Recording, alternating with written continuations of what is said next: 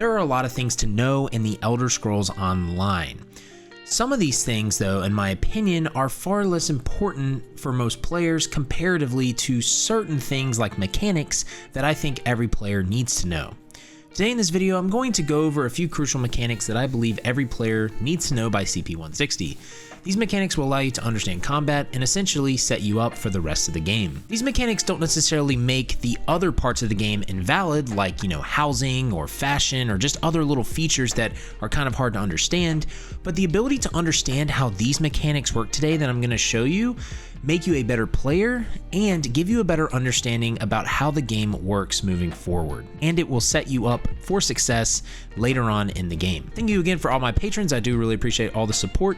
If you'd like to check out that link and all the other social links, you can check out my website, brahwegotthis.com, my Twitch channel, twitch.tv/brahwegotthis, where we stream Tuesday through Friday, and our Discord. That will be all down below. So the first mechanic I want you to understand is the interrupting mechanic and what it is. Interrupting is the act of which the player or other players cause an interruption in an NPC's ability. Usually, this is a channeled effect.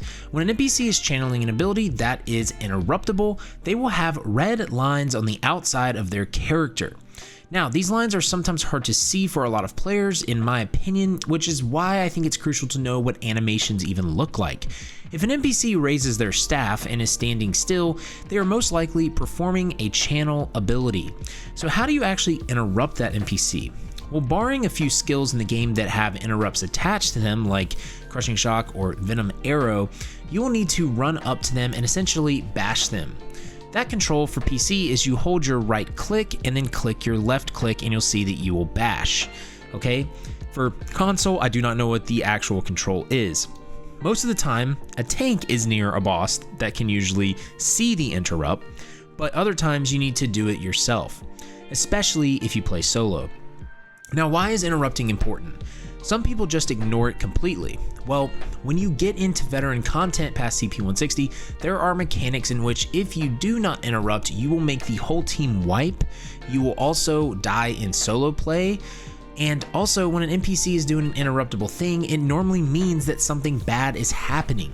I see so many players that don't interrupt or know how to, so let's change that today. Next mechanic that I want to go over is breaking free.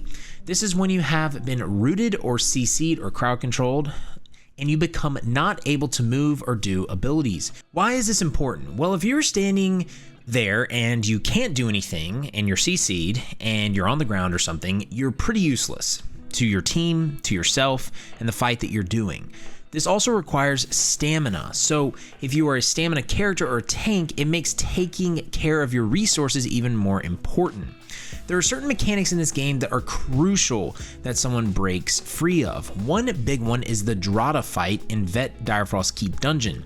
She will pick someone up and tether them essentially, and the longer that person stays tethered, the more health that she heals. So you need to essentially break free immediately or it makes the fight go on extremely long, especially in Vet. The next massive mechanic you need to know is Synergies.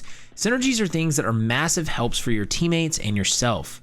There can also be synergies that you need to perform to help your teammate get out of a mechanic in a boss fight. But first, let's talk about the player synergies.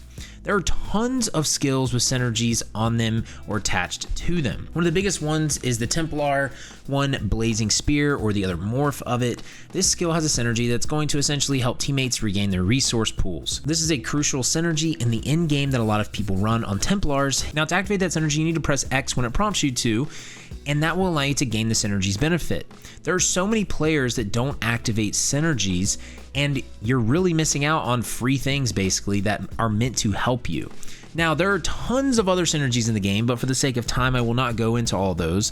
The other ones I want to focus on are the ones that bosses make you do. So in certain fights, like the Scalecaller Peak second boss fight, someone can get turned to stone if you don't go over to them and break them free of their, of the ability by pressing X. If you don't go over to them and break someone free of when the boss makes them go into stone by pressing X, then they will instantly die.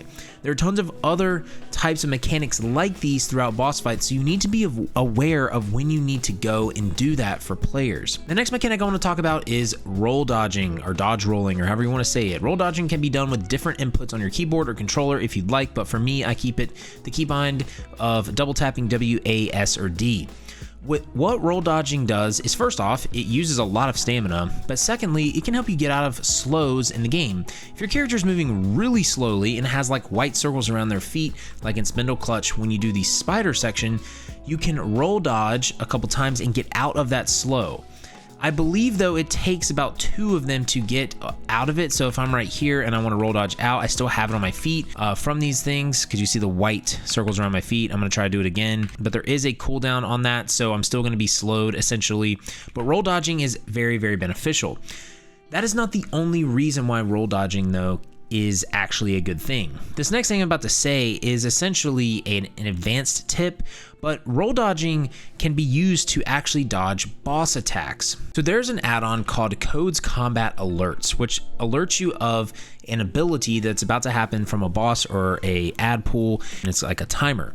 If you can roll dodge and time it perfectly to where you roll dodge through that ability, you can dodge it. This is a little bit more advanced though, and if you'd like to have me make a guide on that or something, let me know down in the comment section. I definitely would love to do that for you all. The next mechanic that is crucial is blocking. Now some of you are like, Adam, come on, really? Blocking? Yes, blocking. So many players don't block in this game, and it baffles me. First off, blocking will consume resources per the enemy hit, and it will also usually mitigate some of the damage that you would take. It will also sort of stun or knock back the boss off balance sometimes if they're doing their heavy attack, obviously, which is really good for your team. And you will not get knocked on your butt. This is especially crucial for tanks, because if you are constantly being knocked on your butt, the boss is going to keep moving, which will then mess up healers and DPS, and it's just going to keep the positioning all out of whack. It will also make you vulnerable to more damage if you just keep taking massive amounts of it. Now, how do you tell that you need to block a heavy attack by an NPC? Well, first off, to block, you just need to right click and you hold. But if you need to know if an NPC is doing a heavy attack and it needs to be blocked, they will have lines around their head or their character, just like the interrupting NPCs when they're casting something, except this time they'll be white or yellowish, depending on how you see that. That means that they are charging up a heavy attack that needs to be blocked. When you block it with good timing, that will stun them essentially, like I said before, and it's very good for your team. Blocking is something that every single person needs to understand how to do in this game, because in my opinion, it is a crucial mechanic.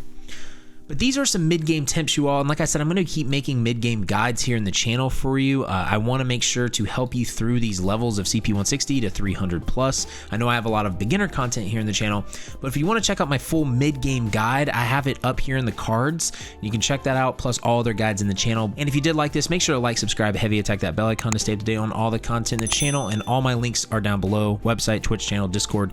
But until next time, y'all, just remember, have faith, be great, and I'll see you on ESO.